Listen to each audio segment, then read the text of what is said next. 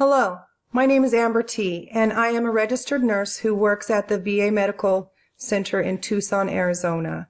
I'm here today because I'm concerned about the health of our nation. In 2012, the Center for Disease Control reported that 117 million people have been diagnosed with at least one chronic disease. That is half of our nation. And most of the diseases are preventable.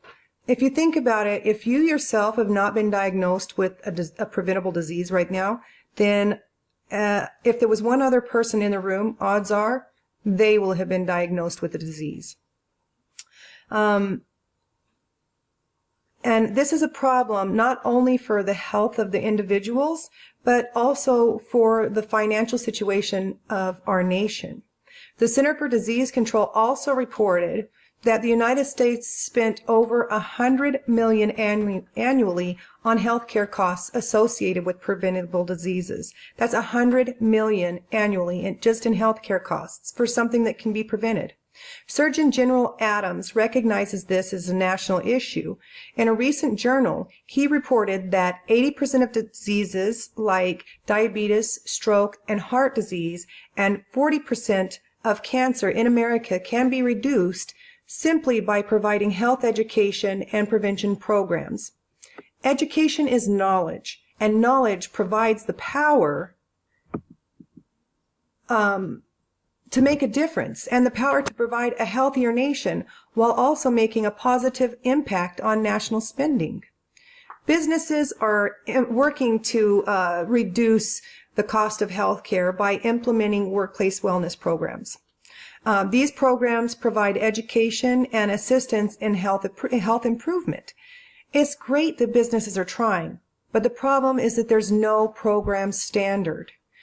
A systematic study performed by Australia in 2017 showed that workplace wellness programs improve health, reduce health care costs, improve productivity, and provide a positive return of investment for the companies.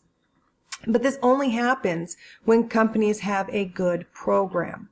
Not all programs are created equal, and it can work to reduce growing number of people diagnosed with the chronic disease. It can also work to reduce healthcare spending. Not all companies are seeing the same effects from these programs, and this is why we need a regulation. I propose to implement a policy for standardized workplace wellness programs. This policy will have 3 factors for workplace wellness programs. The first aspect of the proposed policy is that the state of Arizona offers business tax incentives for the businesses to provide these programs. This helps to get businesses on board and allows the state to have a little bit more control over how the programs are ran. So the businesses can't say, well, I'm not going to implement this. What am I getting in return? Well, now you get a tax break for it. So there's 2 factors involved with the trade-off for receiving the tax incentives. And the first being that the Center for Disease Control has identified 13 evidence-based practice items that have been shown to improve employee health. So businesses would be required to choose at least 5 of these 13 items. So they are able to build their own program and say how they're going to run it, but they're required to put 5 aspects in that have been tried and true, proven interventions that help improve employee health. Other than that, they can put in little bonus things or tweak it however they want. The second would be that they have to report annually to the Committee on Education and Workforce in a standardized financial reporting form. Forms need to be standardized so that we ensure that all of the information that is being reported back is on the same level and that everyone is held to the same standards of measure. We don't want one business reporting one aspect of how things are going and somebody else reporting a totally different thing. We don't get standardized measurements that way. So we want to make sure everybody's on the same page. So if all workplace wellness programs were held to the same standard in implementation and reporting, then they would be more effective. The systematic study performed by Australia showed the businesses that implemented effective workplace wellness programs showed direct individual medical cost savings of up to $1,593 and a return of investment for the companies to be up to $15.65 per dollar spent. That seems like a great investment to me. Now, these are the maximums, not the minimums. So, there's some variation in there, but it's been shown that it can happen, and it does happen if the right program is implemented.